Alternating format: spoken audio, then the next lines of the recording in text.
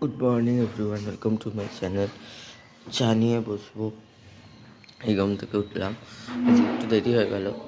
Jack এখানে শুয়ে আছে। জ্যাক আজকে বিস্কুট খায়নি। মা চাটা দাও। এবার চা খাবো, জ্যাক বিস্কুট খাবে।